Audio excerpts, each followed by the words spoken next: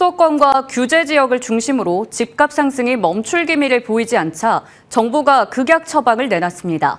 주택담보대출 한도를 6억 원으로 제한하는 초유의 대책은 물론 청년층까지 타격을 입을 방안도 대거 꺼내들었는데요. 더구나 발표 다음 날 즉각 시행한 탓에 시민들과 금융권 모두 혼란을 겪었습니다. 자세한 이야기 취재기자와 함께 나눠보겠습니다. 건설부동산부 박동준 기자, 금융부 임태성 기자 나왔습니다. 안녕하십니까? 네, 먼저 임태성 기자와 얘기 나눠보겠습니다. 우선 논란의 627 부동산 대책에 대해서 설명 부탁드리겠습니다. 네, 지난주 정부는 가계부채 점검 회의를 개최했습니다. 출입기자단에도 전날 오후 4시에 갑작스레 공지된 긴급회의였는데요. 스트레스 총부채 원리금 상환 비율, DSR 3단계 규제 시행을 앞두고 수도권 주담대의 막차 수요가 급격히 늘자 627 부동산 대책이라는 초강력 규제를 내놨습니다. 대책들을 살펴보면 수도권 규제 지역 내 주택 구입 목적 주담대 한도는 최대 6억 원으로 제한됩니다. 6개월 전입 의무도 부과되고 6개월 이내에 기존 주택을 처분하지 않는다면 1주택자라도 추가 주택 구입 목적 주담대를 받을 수 없습니다. 강남, 서초, 송파, 용산 등 규제 지역에서는 주담대 LTV가 50%까지, 비규제 지역은 70%까지 적용되기 때문에 각각 12억 원과 9억 원이 심리적 경계선으로 자리 잡게 됩니다. 주담대의 대출 만기는 30년까지로 묶고 소유권 이전 조건부 전세 대출도 금지해 갭 투자도 원천 차단했습니다. 특히 신혼부부나 결혼을 앞둔 커플 등 청년층에 타격을 입힐 대책도 대거 나왔는데요. 생애 최초 주택 구입 목적 주담대의 LTV는 기존 80%에서 70%로 강화됩니다. 6개월 전입 의무도 동일하게 적용되고요. 정책 대출의 최대 한도도 약 20%에서 25%가량 축소됩니다. 신생아 특례 디딤돌 대출의 경우 1억 원이나 한도가 줄어들게 되고요. 전세 대출 보증 비율도 90%에서 80%로 낮췄고 신용대출 한도도 연소득 이내로 줄였습니다.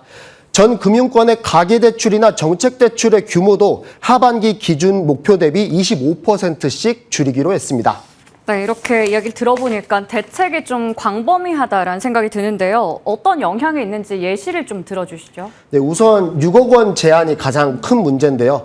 서울 아파트 중위매매 가격 살짝 못 미치는 10억 원 아파트를 구매한다고 가정을 해보겠습니다. 연소득 1억 원인 차주라면 이전에는 6억 9,800만 원까지 빌릴 수 있었지만 이제는 1억 원이나 덜 받게 됩니다. 연소득 2억 원인 차주가 20억 원짜리 주택을 구매하려고 하면 대출 한도가 절반 이상 깎이기도 합니다. 전세를 끼고 주택을 매입하는 갭 투자도 사실상 막힙니다. 갭 투자 집주인이 세입자에게 전세금을 돌려주기 위해 받는 세입자 임차보증 반환 목적 주담대, 소위 전세퇴거 자금 대출의 한도가 1억 원으로 대폭 줄어듭니다. 분양시장도 얼어붙을 수 있습니다. 아파트를 분양받으면 일반적으로 계약금 10%, 중도금 60%, 잔금 30%를 대금으로 납부를 하고요. 중도금 대출의 상당 부분을 잔금 대출로 전환하곤 하는데요. 주담대 6억 원 기준에 중도금 대출은 제외되지만 잔금 대출이 적용되기 때문에 수억 원의 현금을 확보하지 못한다면 분양을 포기해야 할 수 있습니다. 더구나 7월 1일부터 스트레스 금리를 1.5% 추가 반영하는 3단계도 시행돼 대출 한도는 더욱 줄어들게 됩니다. 네, 아무래도 이번 이 대책이 깜짝 발표였던 만큼 금융권에서도 혼란이 있었죠. 네, 아무래도 627 대책의 시행 시기를 발표 다음 날인 28일 토요일로 지정한 탓에 시민들의 혼란이 불가피했는데요. 이에 정부는 27일을 경과 규정의 기준으로 두겠다고 밝혔습니다. 즉 27일까지 대출 신청을 접수했거나 임대차 계약을 완료했거나 입주자 모집 공고가 시행된 경우에는 이전처럼 대출을 받을 수 있다는 건데요. 하지만 대출별로 상황이 너무나도 상이하기 때문에 어느 범위까지 적용하느냐가 업권에서는 혼란이 불가피한 상황입니다. 예컨대 40년 만기로 주담대를 받았던 차주가 세입자 임차보증금 반환 목적 대출을 받을 때 경과 규정으로 이전 한도를 부여받는다 하더라도 30년 만기냐 40년 만기냐는 은행 자율 범위로 들어가거든요. 이런 다양한 예외 인정 범위는 금융사별 여신심사위원회에서 탄력적으로 운영하게 된다곤 하지만 당국과 업계 간 노선 정리가 쉽지 않은 상태입니다.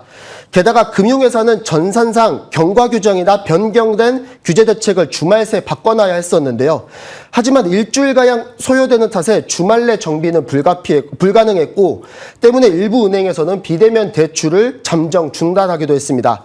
게다가 일부 은행에 대면 창구를 가더라도 실제 최대 한도를 지금은 산출할 수가 없다는 답변을 받아서 불만을 겪었다는 제보도 들어오고 있습니다. 한편 이재명 정부의 첫 부동산 대책임에도 대통령실은 아무런 입장이 없다라고 선을 그었다가 1시간 이후에 현안에 대해 긴밀히 소통하고 있다고 말을 바꾸기도 했었는데요. 지난달 30일 국회 정무위원회에서도 관련 질타가 이어졌습니다. 저는 이렇게 오늘 회의하고 내일 바로 시행하는 금융정책을 좀 본 적이 없거든요. 부작용이 큰 정책을 즉시 시행했느냐. 최소 몇 개월의 여유를 두고 국민들한테 사전에 고지를 하면서 가야 되는 거 아니에요. 만약에 한 달 후에 시행을 하겠다라고 하면 한 달 동안에 대출 수요가 엄청나게 몰립니다. 지금 가계부채 상황이나 주택시장 상황이 그렇게 시간을 줄 수 있는 상황이 아니라는 점이 네, 이번엔 박동준 기자와 이야기 나눠보겠습니다. 이번 대출 규제에 대해서 부동산 시장의 분위기는 어떻습니까? 네, 대책 발표 바로 다음 날부터 현장에 적용돼 지난 주말 큰 혼란이 있었습니다. 부동산 커뮤니티에서는 대출이 가능한지를 묻는 질의가 쏟아졌는데요. 특히 갭 투자를 전면 차단하겠다는 정부 규제에 잔금을 전세 보증금으로 충당하려는 수분양가들 혼란도 상당했습니다. 일단 매매 시장은 강력한 규제에 숨고르기에 들어갔습니다. 서울 소초구 한 공인중개사 이야기 들어보겠습니다. 매수자들은 이대로 가면 떨어지니까 앞으로 값 최소한 10% 내지 20% 떨어지면 사겠다는 그런 의사들이 주류를 이루고 엊그저께 한 분이 와서 물건을 내놨는데 평소보다 한 2, 3억 정도 싸게 내놨거든요. 그런데 그날 오후에 다시 거둬들였습니다. 네, 매수 대기자들은 가격 조정을 전망하면서 급매물 위주로 찾고 있고 집주인들은 시장 상황을 지켜보겠다는 분위기입니다. 네, 정부가 대출을 제한해서 부동산 시장의 유동성을 잡겠다고 발표를 했는데요. 이 추가적인 대책은 없습니까? 일반적으로 부동산 대책은 세제, 대출, 공급 세 가지로 분류됩니다. 세금과 대출은 수요를 억제해 집값을 안정시키겠다는 건데 이재명 대통령은 대선 후보 시절 집값을 잡겠다고 세금은 손대지 않겠다고 공언했습니다. 대신 부동산 시장 과열 기저에 집을 거주가 아닌 투자용으로 인식해 유동성이 쏠렸다며 주식시장 활성화 등 대체투자 시장을 키우겠다고 밝혔습니다. 어제 국무회의에서도 이 대통령은 같은 내용을 언급했습니다.